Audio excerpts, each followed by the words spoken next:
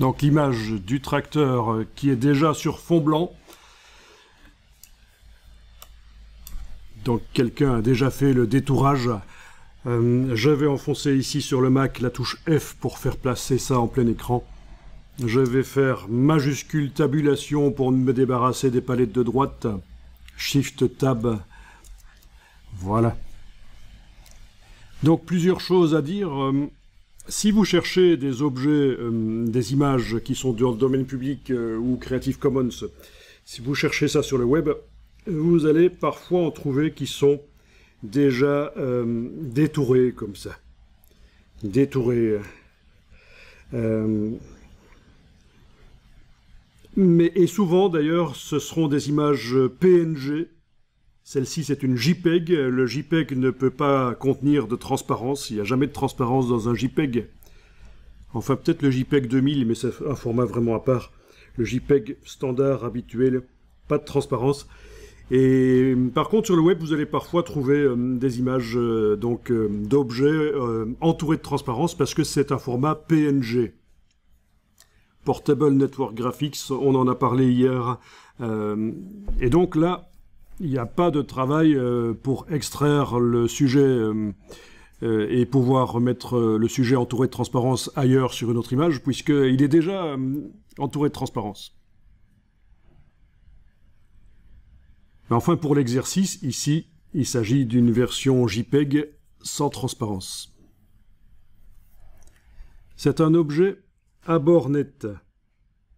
C'est important de le constater parce que quand on a affaire à des objets à bord flou, il va falloir appliquer une technique qu'on verra plus tard. Donc les objets industriels sont généralement comme ça à bord net, et on en trouve évidemment des objets naturels à bord net aussi. Mais et puis il y a les objets à bord flou, les sujets à bord flou, comme un chat par exemple. Un chat, à moins que ce soit un chat nu, il a des poils et les poils c'est flou, il y a de la transparence, on voit le décor à travers les poils. Bon, c'est flou quoi. Et donc, si on veut faire un travail correct, il faut en tenir compte. Bien.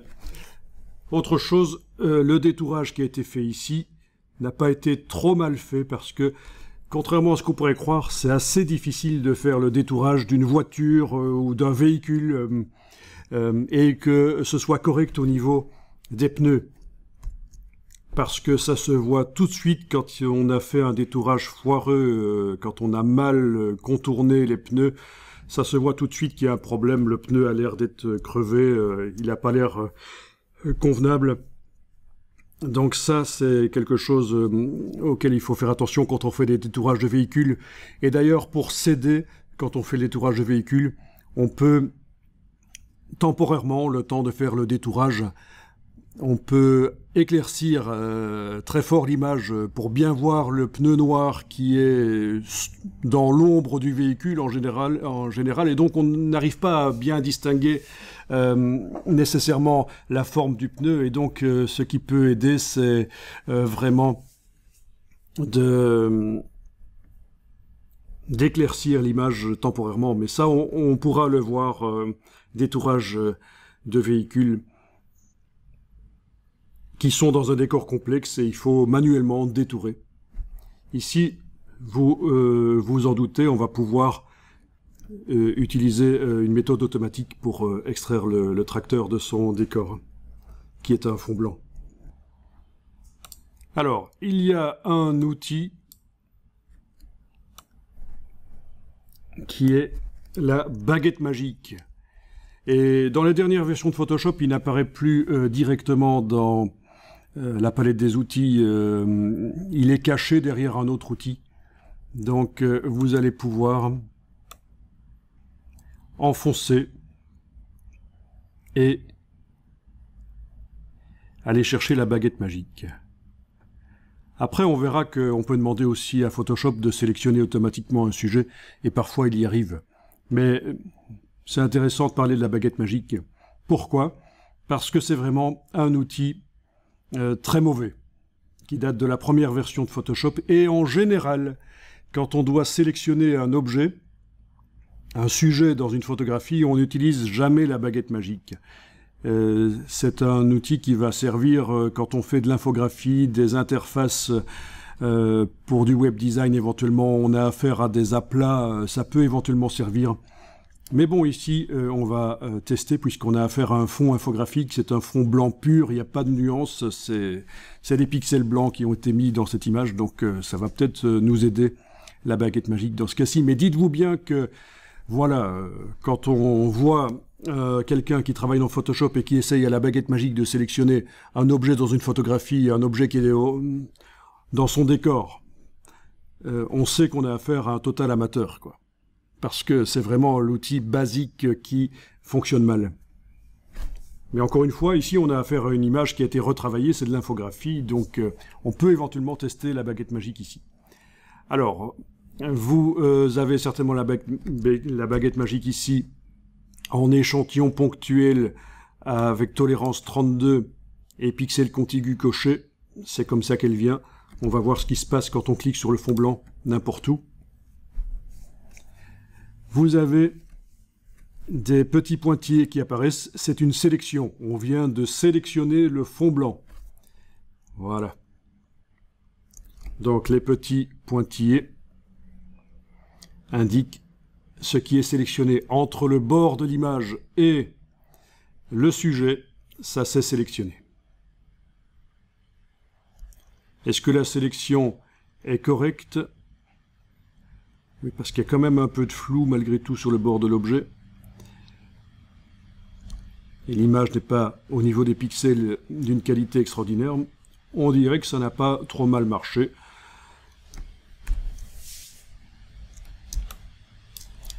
Bien. Je suppose que chez vous, vous avez obtenu quelque chose qui ressemble à ça aussi. Donc, il y a des parties blanches qui n'ont pas été sélectionnées, ici, parce que ça ne fait pas partie de la zone sur laquelle on a cliqué.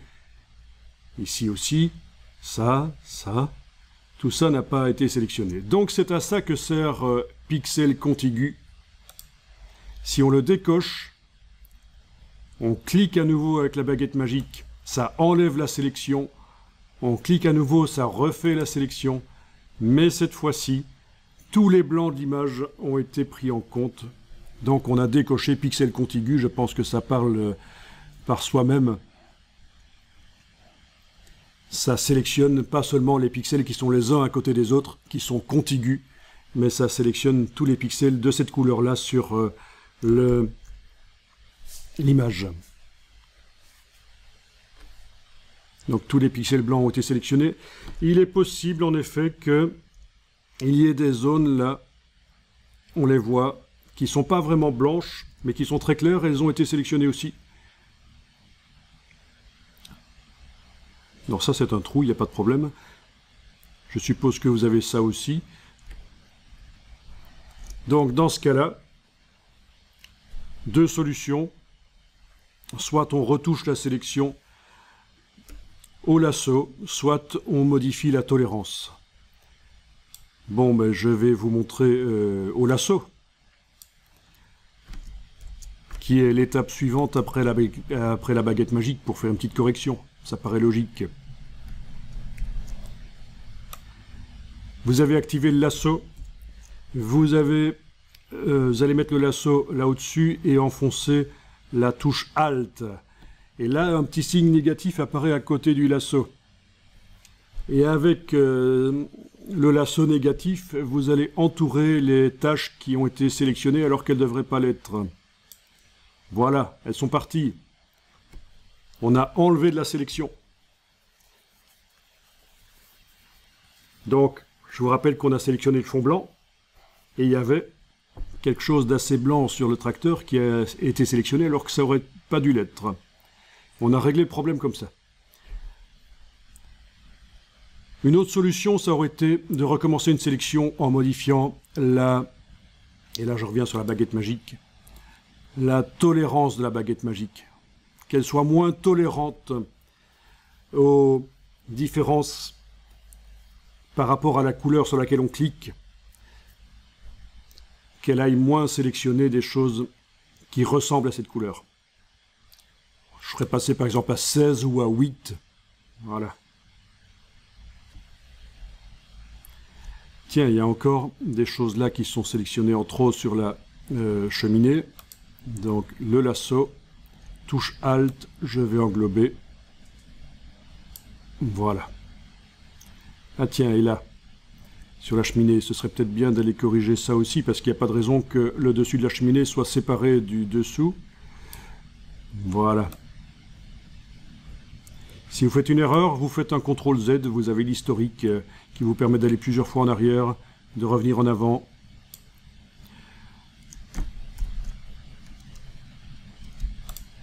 Alors, à quel point il faut être précis quand on fait une sélection? Ben, ça dépend de l'utilisation.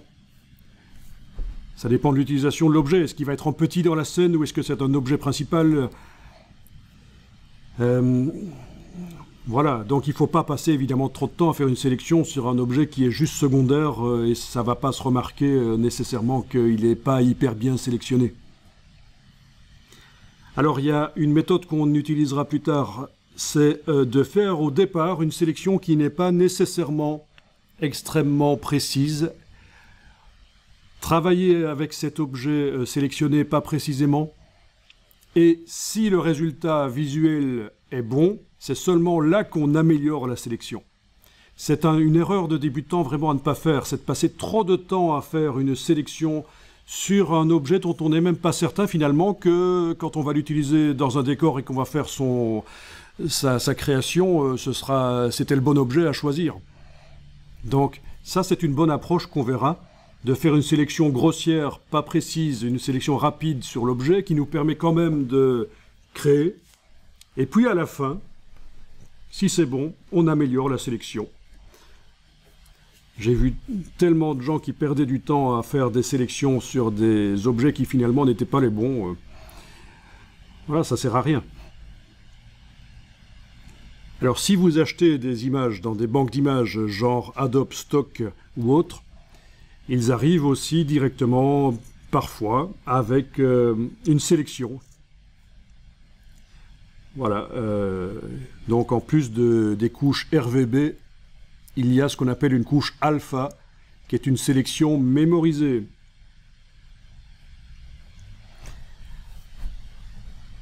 Alors, d'ailleurs, on va mémoriser la sélection, parce que si on ferme l'image et qu'on la réouvre, il n'est pas certain que la sélection va revenir. Donc on va la mémoriser, c'est l'occasion de voir ce dont je suis en train de parler, une couche alpha. Vous allez dans la palette des couches, menu fenêtre couche, vous voyez les 3 couches constitutives de cette image.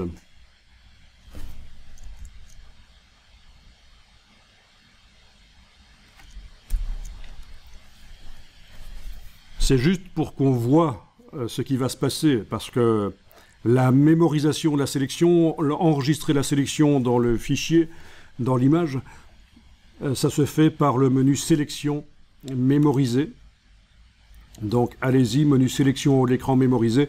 Et le fait que la palette des couches soit affichée ou pas n'influence pas le processus de mémorisation de la sélection, mais ainsi vous allez directement voir que dès que vous faites mémoriser la sélection et que vous allez cliquer sur OK dans la boîte qui va s'ouvrir, eh bien elle sera enregistrée cette couche alpha. Voilà, donc on va mémoriser la sélection, donc les pointillés qui sont là, on va les mémoriser dans le document actif, en général c'est ce qui se passe. On va créer une nouvelle couche. Le nom, vous n'êtes pas obligé de donner un nom si vous n'avez pas beaucoup de couches alpha, si vous n'avez pas beaucoup de sélections mémorisées. Vous n'avez pas besoin de vous ennuyer à donner un nom, Photoshop va donner d'office un nouveau nom. Donc le résultat, ça va être une nouvelle couche. Vous cliquez sur OK. Et voilà, la sélection est là. La couche alpha. Et vous pouvez tester, vous allez enregistrer le fichier. Alors un fichier JPEG, c'est un fichier JPEG, celui qu'on a ouvert là, est capable d'intégrer une couche alpha. Mais de toute façon, on va directement ici faire fichier enregistré sous et enregistrer au format Photoshop. Voilà. Format natif du logiciel Photoshop. avec les couches alpha intégrées. Ah ben oui, ça c'était pas coché la dernière fois qu'on avait fait un enregistré sous, mais maintenant qu'il y a une couche alpha dans la palette des couches, c'est coché. Le profil, on peut le cocher. Donc sur le PC, vous n'avez pas l'option ici couche alpha, donc c'est pas... Ah, certains l'ont. Ok. Vous êtes bien en Photoshop tout court, pas Photoshop quelque chose d'autre. Hein. Photoshop tout court. D'accord. Bon, ben ça devrait fonctionner. Malgré tout, je pense que ça devrait fonctionner.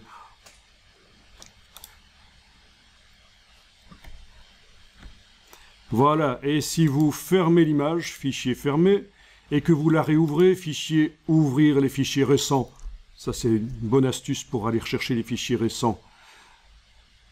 Vous allez chercher la version PSD.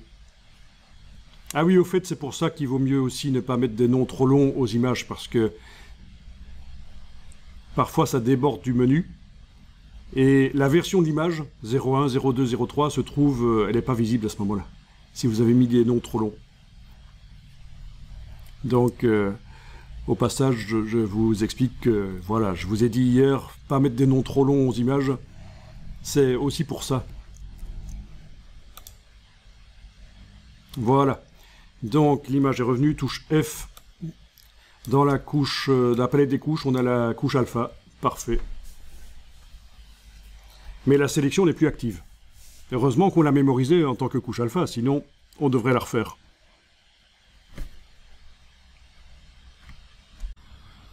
Alors, comment est-ce qu'on fait pour rappeler la sélection sur l'image? Parce qu'on en a besoin de la sélection. Si on veut transporter le tracteur ailleurs, on a besoin de la sélection. Eh bien, il y a deux solutions. Soit menu sélection, récupérer la sélection, ou alors, et c'est ça que je vous conseille, parce que sélection récupérée, ça n'a pas grand intérêt, puisque le raccourci est beaucoup plus intéressant. Oui, en effet, c'est touche CMD clic quand on est sur un Mac, touche CTRL clic quand on est sur un PC. On se positionne sur la vignette de la couche alpha. On clique et voilà, elle est rappelée. Si, sans enfoncer la touche au clavier, vous avez cliqué, vous êtes en train de voir la couche alpha. Donc dans ce cas-là, on va dire qu'on veut plutôt voir les couches RVB. On clique sur le mot RVB. Les yeux sont affichés. L'œil en face de la couche alpha ne doit pas être affiché. Alors ce qui est noir dans une couche alpha apparaît en couleur transparente, dans ce cas-ci rouge transparent. C'est pour ça que, voilà, quand on affiche la couche alpha, on voit une espèce de rouge transparent qui baigne ce tracteur.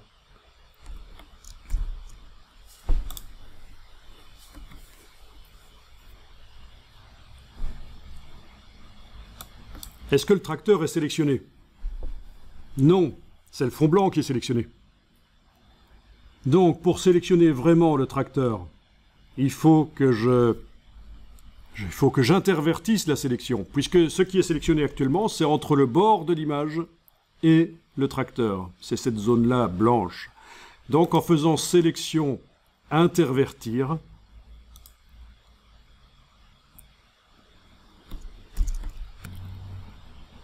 donc voilà, le tracteur est sélectionné. Alors, ce qu'on aurait pu faire aussi, c'est ceci. On va désélectionner d'abord, dans un premier temps. Sélection, désélectionner. On aurait pu inverser la couche alpha. Alors, cliquez sur la couche alpha.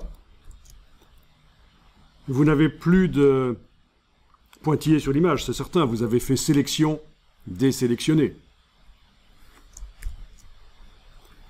Voilà, et vous avez image, réglage négatif, raccourci, commande I sur le Mac, CTRL I sur le PC, image, réglage négatif.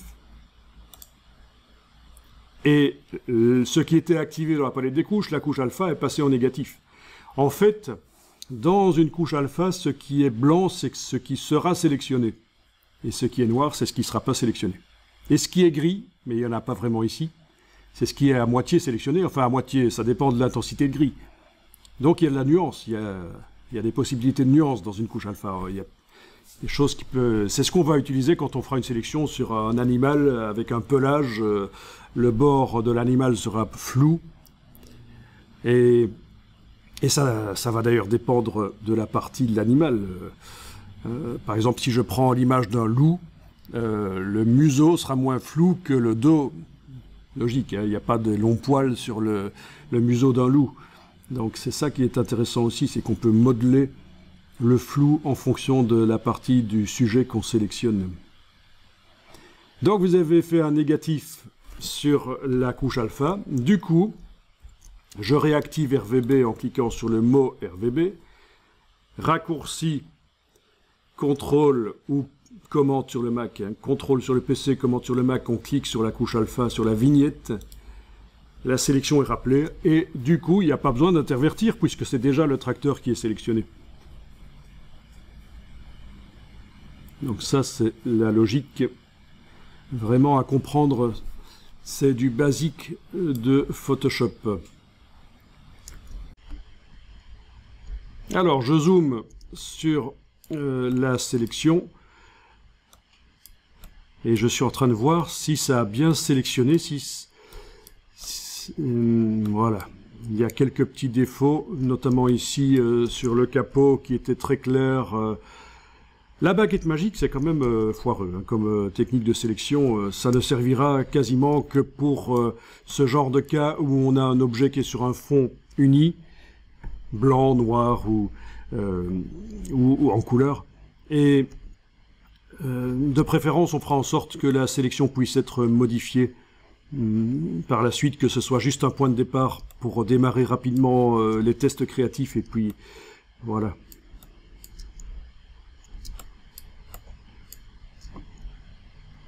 Ah tiens, je remarque que sur le bouchon ici, c'est le bouchon sans doute, voilà, il y a un espace. Il flotte. C'est pas bon, il faudrait ajouter ici de la zone sélectionnée, on est d'accord. Donc, au lasso, je ne sais pas si c'est comme ça chez vous aussi, il est probable que oui. Au lasso, avec cette fois-ci pas la touche Alt parce que c'était pour enlever, mais cette fois-ci la touche majuscule, la touche Shift. Je enfonce la touche Shift, j'ai un signe plus à côté du lasso, je vais pouvoir aller entourer comme ça. Voilà, vous voyez que je déborde sur les zones qui sont déjà sélectionnées. C'est ça l'astuce, hein, je déborde sur les zones déjà sélectionnées. Voilà, je lâche le bouton à souris, je peux lâcher la touche majuscule qui était enfoncée au clavier, et on a à peu près la forme du bouchon qui est sélectionnée.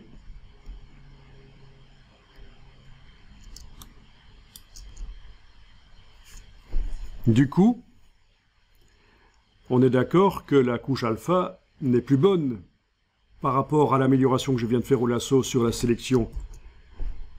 Sélection live, ils disent, sélection active. Je viens de corriger le bouchon, mais dans la couche alpha, il n'est pas corrigé. Le plus simple, c'est que je remémorise la sélection.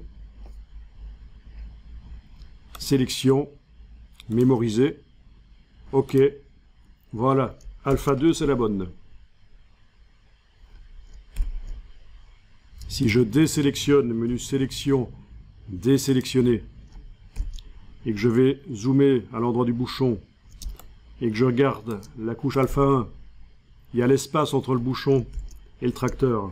La couche alpha 2, il n'y a pas l'espace.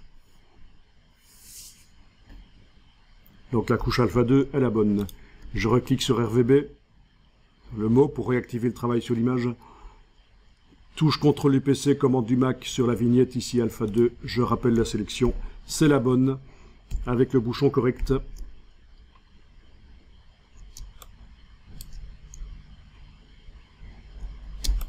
Bien, donc il y a quelques petites choses qu'on va pouvoir faire grâce à ça. Alors, vous m'avez dit, certains d'entre vous ont dit, Photoshop, c'est pas évident. Pourquoi? Parce que, c'est ce que je vous ai répondu, parce qu'en fait, il y a tellement de manières de faire S'il n'y a pas vraiment de procédure pour être à l'aise dans Photoshop, être créatif, et il faut arriver à intégrer tout le fonctionnement de Photoshop. Et puis, quand on est en train de travailler, aller puiser par-ci, par-là, les outils, les combiner. Par rapport à un logiciel comme Adobe InDesign pour faire de la mise en page, là, il y a des procédures, des marches à suivre plus habituelles. Et je ne suis pas en train de dire du mal de InDesign, je connais bien InDesign et je l'apprécie beaucoup, c'est un logiciel génial. Et contrairement à ce qu'on pourrait croire, beaucoup plus complexe que Photoshop. Ça, je ne vous l'ai pas dit, mais la plupart des gens pensent que Photoshop est le logiciel le plus complexe de la suite Adobe. Ce n'est pas le cas du tout. Si on veut juste comparer avec Illustrator et InDesign, sans même aller chercher des logiciels comme Adobe Premiere pour le montage vidéo ou After Effects pour les effets spéciaux vidéo, non, juste Adobe Illustrator qui sert à faire du graphisme et InDesign qui sert à faire de la mise en page, je dirais, et je pense que j'ai une bonne vision des choses parce que ça fait quand même quelques décennies que je travaille avec ces logiciels, que Illustrator est 2 fois plus complexe que Photoshop et InDesign 6 fois plus complexe. Pourquoi est-ce que Illustrator est 2 fois plus complexe? Beaucoup de personnes qui ont étudié Illustrator vont dire « Mais non, Illustrator c'est super simple ». C'est parce qu'ils connaissent Illustrator des années 90, ils l'ont étudié des années 90, mais entre-temps, Adobe a racheté Macromedia. Le produit vectoriel de Macromedia, les fonctionnalités ont été intégrées à Illustrator, donc Illustrator a beaucoup évolué avec le développement de la puissance des ordinateurs aussi, et en plus Illustrator c'est du vectoriel, c'est des objets, c'est une approche différente de Photoshop, où Photoshop on a un champ de pixels, ce qu'on appelle en anglais un bitmap, un champ de pixels, et on attaque les pixels en masse. Tandis que dans un logiciel comme Illustrator, ce sont des petits objets à manipuler, c'est plus complexe. InDesign, quant à lui, la mise en page est beaucoup plus complexe que, donc 3 fois plus complexe qu'Illustrator à mon sens, 6 fois plus complexe que Photoshop, parce que il y a des règles typographiques, des règles de mise en page, des habitudes de mise en page à connaître et à mettre en place. Et il y a aussi plein de sorties possibles, parce que ça ne sert pas qu'à faire des catalogues d'entreprises ou des magazines, ça sert aussi à faire des applications interactives, des magazines interactifs, des livres électroniques. Il y a aussi une sortie numérique avec InDesign. Donc voilà, fin de la petite parenthèse pour ceux qui pensaient que Photoshop est complexe. Ce n'est certainement pas le plus difficile des logiciels Adobe. Même si, voilà, il faut l'apprendre. Et pourquoi je disais ça? Parce que, justement, pour être à l'aise avec Photoshop, il faut quand même connaître, avoir une vue d'ensemble des fonctionnalités et s'en souvenir et les combiner. C'est ça qui est difficile avec Photoshop. C'est tellement souple que, voilà, c'est la seule solution pour être à l'aise, c'est d'avoir bien étudié Photoshop et puis de se lancer dedans et de faire des travaux à vous. Ok, oui. Le fichier qui a été enregistré sur le disque dur ne contient pas la couche alpha 2. Alors je ne vais pas faire fichier enregistré sous ici. Je vais mettre à jour le fichier déjà enregistré. Et ça, c'est un fichier enregistré. C'est un CTRL-S sur le PC, commande S sur le Mac. Alors qu'enregistré sous, c'est CTRL majuscule S sur le PC, commande majuscule S sur le Mac. Quand vous avez 3 petits points qui suivent un item de menu, ça veut dire bien sûr qu'il y a une boîte qui va s'ouvrir. Alors qu'en faisant simplement fichier enregistré, il n'y a pas les 3 petits points, ça va mettre à jour le fichier sur le disque dur. Voilà, le fichier sur le disque dur a été mis à jour, il est 10h01, et si je vais voir sur le fichier, la version Photoshop, eh bien, enregistrée à 10h01. Parfait. Alors pour ceux qui se poseraient la question, si jamais Photoshop plante, en principe, vous ne perdez pas tout, ce qui n'empêche qu'il vaut mieux quand même enregistrer régulièrement ce qu'on fait, et l'enregistrer sous un nom différent, c'est une bonne idée. Vous voyez, de mettre par exemple à la fin du nom l'incrément 01, 02, 03, vous enregistrez de temps en temps, toutes les 10 minutes, toutes les 30 minutes, toutes les heures, je ne sais pas, ça dépend de vous, en changeant le nom, comme ça régénère le fichier et il risque moins de planter et d'être illisible. Même si un fichier Photoshop c'est assez solide comparé à Illustrator et InDesign, le fichier qui devient illisible, c'est assez rare. Mais voilà. Alors, malgré tout, et ça c'est relativement récent dans Photoshop parce que ça nécessitait que les ordinateurs soient plus puissants, il y a un système de sauvegarde automatique. Voilà, c'est dans les préférences gestion des fichiers que vous allez voir ça. Préférences gestion des fichiers. Donc menu édition préférences sur PC, menu Photoshop préférences sur Mac, et vous avez là au-dessus les options d'enregistrement de fichiers et notamment ici, voilà, la sauvegarde automatique. Enregistrer automatiquement les données de récupération chaque 10 minutes, c'est le standard. Donc il est possible que toutes les 10 minutes, surtout si vous avez un disque dur qui n'est pas rapide, vous ayez l'impression que Photoshop ralentit. C'est parce qu'il est en train d'enregistrer. Et en principe, ça doit se voir dans la fenêtre des options, je pense.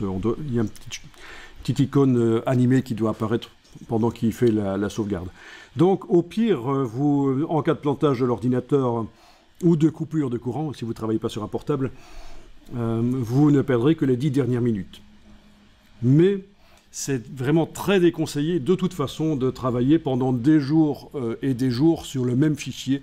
Il faut l'enregistrer sous un nouveau nom, régénérer. En fait, les fichiers, que ce soit Photoshop, Illustrator, InDesign, ce sont des fichiers XML. C'est une structure, une organisation des données, le XML. Et au fur et à mesure qu'on travaille sur un document, le XML se modifie partiellement. Et si vous n'enregistrez jamais sous un nouveau nom, la structure n'est jamais réorganisée correctement. Ça se complexifie de plus en plus et c'est source de plantage et de fichiers qui deviendra illisible. Voilà. Surtout avec Illustrator et InDesign. Moins avec Photoshop. Mais donc, je vous conseille malgré tout d'enregistrer de temps en temps sous un nouveau nom. Alors, ce qu'il faut éviter aussi, c'est d'avoir un disque dur qui est trop rempli. On dit que quand un disque dur est rempli à plus de 80%, c'est une source de plantage en perspective. Déjà, voilà, il ne faut pas qu'il soit trop rempli, un disque dur. Vous risquez non seulement de perdre vos fichiers Photoshop, mais en fait de perdre tout le disque dur. Donc c'est une formation Photoshop, mais je parle aussi un peu de l'utilisation de l'ordinateur, c'est logique. Donc si vous avez un disque dur rempli à 98%, rempli comme un œuf et même pire qu'un œuf, c'est très mauvais. Alors je suppose que certains parmi vous ont entendu parler de la fragmentation de fichiers.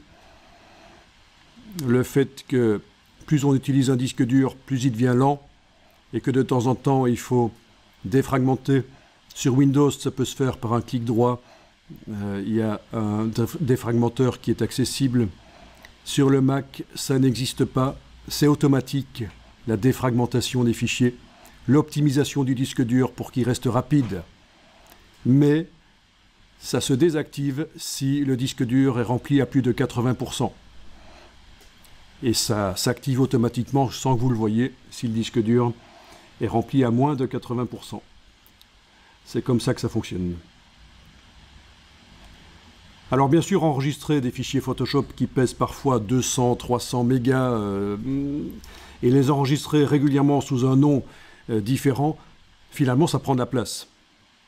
Ça prend beaucoup de place. Mais bon, rien ne vous empêche à la fin du travail de supprimer les versions intermédiaires et de ne garder que les versions les plus importantes. Peut-être que la dernière ou les versions... voilà, quelques versions intermédiaires. Comme ça, vous récupérez de la place. Mais en attendant, pendant le travail, enregistrez régulièrement sous un nom différent, en mettant un incrément à la fin du fichier. C'est une bonne solution. L'avantage aussi, au-delà de la question de l'informatique, c'est que parfois, quand on fait de la création, on fait des erreurs. On fait des mauvais choix. Et même si dans Photoshop, on peut travailler en mode non destructif, donc on met en place plein de systèmes qui permettent de modifier les choses et de corriger les erreurs, notamment les calques, ça sert à ça. Et bien malgré tout, il y a parfois des erreurs qu'on ne sait pas remodifier facilement, corriger, supprimer facilement. Et donc le fait d'avoir enregistré en quelque sorte toute l'évolution de son travail créatif permet éventuellement d'aller rechercher une ancienne version du fichier et de redémarrer de celle-là si vous avez fait une erreur majeure sur le fichier, la dernière version. C'est parfois plus simple de réouvrir l'avant-dernière ou une autre encore plus ancienne et de redémarrer de ça. Donc, double intérêt d'enregistrer régulièrement sous un nom différent, se prévenir de problèmes informatiques de fichiers qui deviendraient illisibles, mais aussi pouvoir revenir en arrière. Et troisième avantage, les embranchements. Vous faites évoluer un travail, vous l'enregistrez régulièrement, et à un certain moment, vous pouvez revenir en arrière sur une version précédente et la faire évoluer différemment. Et puis, vous avez deux versions finalement. Ça, c'est très habituel quand on fait de la création. Les embranchements créatifs comme ça. Vous avez deux versions de votre travail parce qu'à un certain moment, vous êtes revenu en arrière sur une ancienne version et vous l'avez modifiée différemment. Et vous avez le choix de la version qui est la meilleure. Vous pouvez comparer. Votre client aussi, éventuellement, peut comparer. Et en plus de ça, pour obtenir une richesse visuelle dans son travail, ce que vous pouvez faire, c'est ces deux versions différentes de votre travail, les combiner ensemble. Ça se fait très souvent aussi. Et c'est comme ça qu'on fait des travaux qui sont visuellement riches et intéressants. C'est quand on commence à combiner différentes versions du travail. Parce qu'on ne sait pas toujours où on va au niveau créatif. C'est aussi un parcours avec des surprises, le hasard. Voilà, donc c'est intéressant de développer éventuellement différentes versions, l'essentiel étant de développer. Voilà. C'est aussi une solution à la panne sèche, la panne créative. Vous ne savez pas ce que vous devez faire, vous n'avez pas d'idée, mais faites n'importe quoi. Et faites plusieurs fois n'importe quoi, et puis regardez quelle est la meilleure version de ce n'importe quoi. Et si vous pouvez pas le combiner avec une autre version du n'importe quoi, et puis ça peut donner bien finalement. Donc voilà quelques astuces au niveau créatif aussi, ici. Bien, alors qu'est-ce qu'on va faire avec ça? On va le faire évoluer. Alors, pour éviter d'écraser la version actuelle qui est sur le disque dur, et qui m'intéresse quand même, je pourrais, et c'est ce qu'on va faire, enregistrer sous un nouveau nom. Mais peut-être qu'avant ça, on va jeter la couche alpha qui est ici, on va simplement la prendre, la 1, et la mettre à la corbeille du bas de la palette des couches, parce que c'est la 2 qui est la bonne.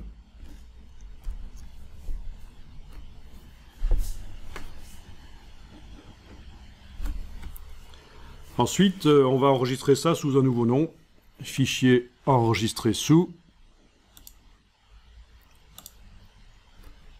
Voilà, et je vais indiquer ici que c'est la version 02.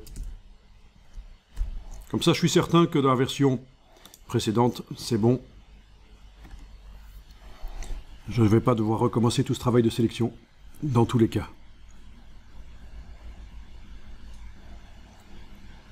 Bien, alors on va commencer à travailler un peu avec les calques.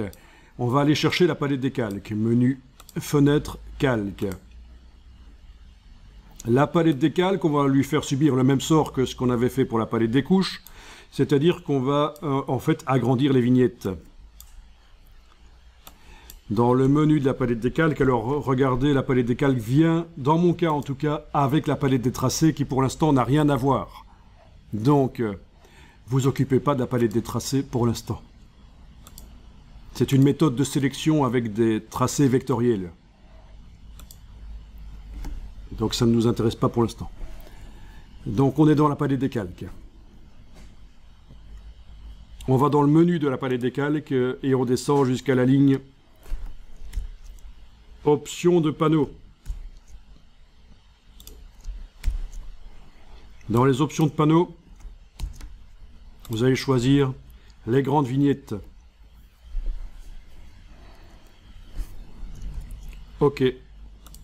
Et voilà, vous avez des grandes vignettes. Enfin, une pour l'instant.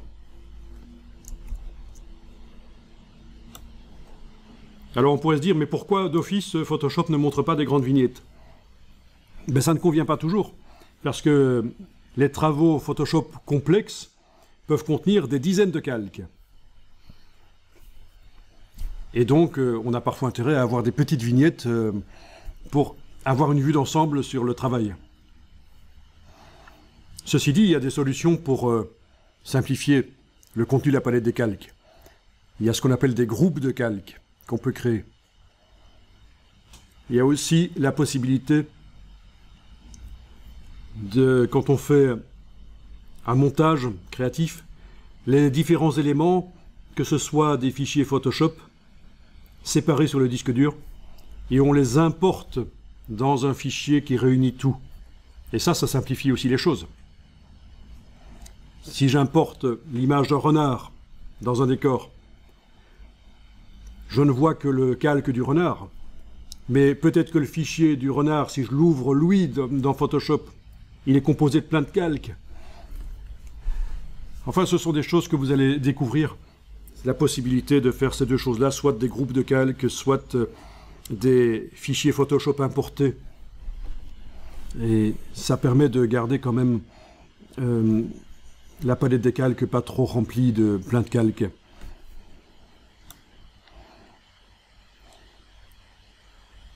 Bien, donc actuellement, on a un calque d'arrière-plan.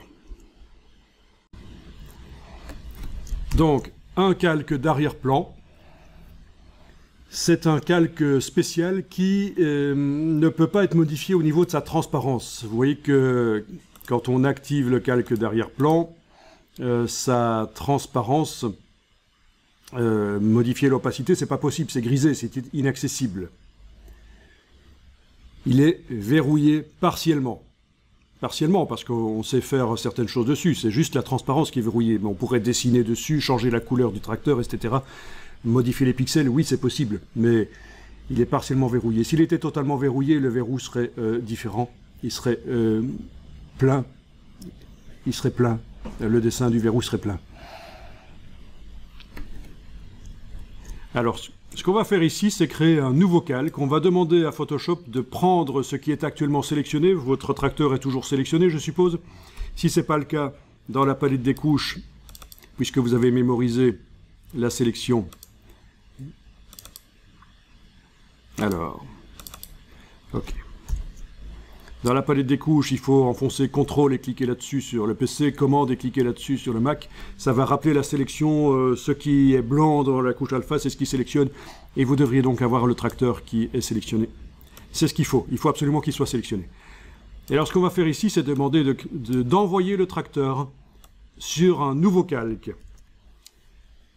On va sortir le tracteur de là. Et pour faire ça, vous avez menu calque, nouveau, calque par copier.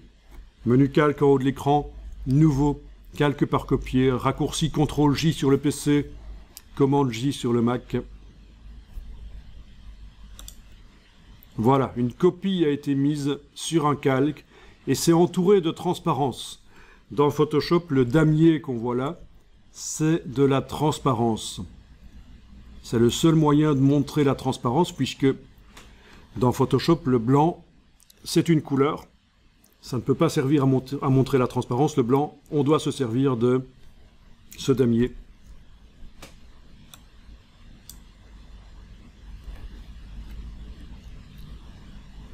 Alors, on va enlever l'œil en face de ce calque pour ne pas le voir. On va activer le travail sur le calque d'arrière-plan qui contient toujours le tracteur original. D'accord? Donc enlever l'œil en face du calque 1. Il a été nommé automatiquement, il pourrait être renommé bien sûr, mais bon, on va le laisser comme ça. Donc pas d'œil en face, et on travaille sur le calque d'arrière-plan. Alors si vous étiez dans cette situation-ci, vous êtes en train de travailler sur un calque qui n'est pas affiché, et vous ne travaillez pas sur un calque qui est affiché, vous êtes dans une impasse. Vous ne saurez rien faire. La preuve, si je prends le pinceau et que je clique, j'ai un message. Impossible d'utiliser car le calque de destination est masqué. Le calque activé est masqué. Il n'est pas affiché. Vous voyez, donc ça, c'est le genre de choses qui arrivent. Donc ce qui m'intéresse, c'est vraiment d'activer le calque d'arrière-plan. Il est affiché. L'autre calque n'est ni activé ni affiché. Et qu'est-ce que je vais faire sur ce calque d'arrière-plan? Ben, je vais le remplir avec du blanc. Je vais le remplir avec du blanc pour que le tracteur dans le calque d'arrière-plan ne soit plus là. Il ne me sert plus en fait. Donc on va faire menu édition, remplir. Il y a des raccourcis clavier, je vous les donnerai plus tard. Édition, remplir. Votre sélection n'est plus là, c'est tout à fait normal, il ne faut pas qu'elle soit là. Elle a disparu au moment où on a envoyé une copie des pixels qui étaient sélectionnés, on les a envoyés sur un calque. La sélection a disparu. Alors, édition remplir avec quoi? Avec blanc. En mode normal, ça veut dire recouvrant. 100% d'opacité. Et vous cliquez sur OK. Et vous avez rempli de blanc le calque d'arrière-plan. Voilà. Du coup, alors le calque du dessus, je vais le réafficher. Et voilà, on a le tracteur. On a l'impression que ça ne change pas grand-chose, mais ça change tout. Ça change tout parce que le tracteur entouré de transparence va pouvoir être mis sur un autre décor par la suite.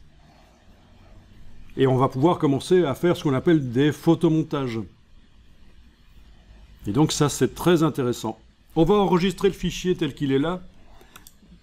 J'enregistre beaucoup plus que nécessaire pendant la formation ici. C'est parce que ça permet de garder une trace. Et au cas où, chez vous, ça plante, parce que vous avez fait ceci ou ça, ou on ne sait pas, vous aurez au moins une version récente à réouvrir. Donc j'enregistre fichier enregistré sous et je le nomme numéro 3, toujours au format Photoshop. Alors il y a une boîte qui peut apparaître. Maintenant qu'on a des calques dans l'image, il est possible qu'elle apparaisse aussi chez vous. Ça demande si on veut maximiser la compatibilité, c'est-à-dire faire en sorte que le fichier Photoshop soit un maximum compatible avec d'autres logiciels qui sont capables d'ouvrir des fichiers Photoshop. Vous pouvez le laisser cocher, ça fera un fichier plus lourd, mais il sera au maximum compatible avec d'autres logiciels et ça n'est pas très grave. Donc, et si vous voulez, vous pouvez même demander de ne plus afficher ce message. Voilà. Donc fichier Photoshop qui sera plus lourd, mais qui sera un maximum compatible avec d'autres applications, d'autres marques que Adobe, Corel par exemple, ou d'autres logiciels de la 3D, etc. Capables d'ouvrir des fichiers Photoshop. Voilà, cette compatibilité des fichiers, ça se gère aussi par les préférences dans la partie gestion des fichiers. Vous avez ici maximiser la compatibilité des fichiers PSD et PSB. Donc je suis bien dans les préférences gestion des fichiers, vous n'êtes pas obligé d'y aller là maintenant, je vous montre juste comme ça que c'est à cet endroit-là. Et on décide si on veut le faire toujours, jamais, ou si il doit le demander, s'il doit faire apparaître systématiquement la boîte qu'on a vu apparaître précédemment. Donc, quand la boîte est apparue tout à l'heure, j'ai coché la case en bas à gauche, ne plus redemander, et voilà, il s'est mis en toujours du coup.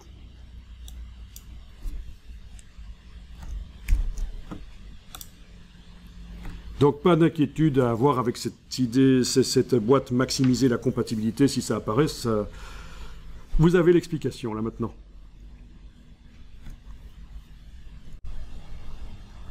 Alors on va activer le travail sur le calque 1. Alors qu'est-ce qui se passe si on enlève l'œil en face du calque d'arrière-plan qui contient plein de pixels blancs? Eh bien, vous voyez le damier de transparence autour du tracteur, là.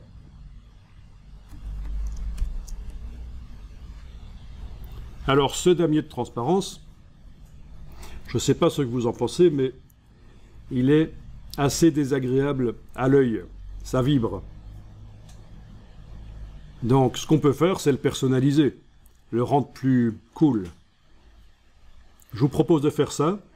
Et ce sera valable pour toutes les images suivantes que vous travaillerez dans Photoshop. Le damier de transparence s'affichera de la nouvelle manière que vous allez choisir, qui sera plus agréable pour l'œil. Alors, vous allez dans les préférences, transparence et couleurs non imprimables. En fait, ils ont mis ensemble...